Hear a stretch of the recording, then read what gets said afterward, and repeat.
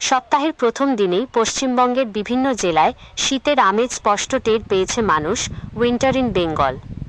আবহাওয়া দফতর weather office জানিয়েছে, চলতি সপ্তাহে রাজ্য জুড়ে আবহাওয়া শুষ্ক থাকবে, বৃষ্টির কোনো সম্ভাবনা নেই। শুক্রবার থেকে শীতের তীব্রতা আরও বাড়বে।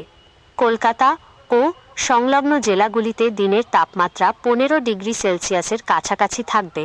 ওয়েদার ফোরকাস্ট, পশ্চিমাঞ্চলে রাতের তাপমাত্রা 10 ডিগ্রি সেলসিয়াসের কাছাকাছি নেমে আসতে পারে।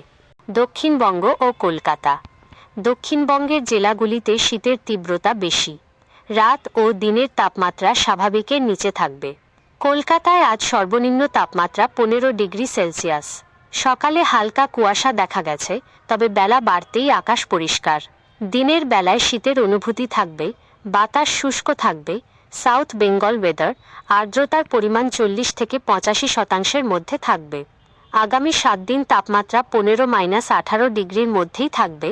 আপাতত বড়সড় পরিবর্তনের সম্ভাবনা নেই। উত্তরবঙ্গ। উত্তরবঙ্গে মূলত শুষ্ক আবহাওয়া থাকবে কয়েকদিন। নর্থ বেঙ্গল ওয়েদার, পার্বত্য এলাকা ও উপকূলীয় জেলাগুলিতে কুয়াশার সম্ভাবনা বেশি।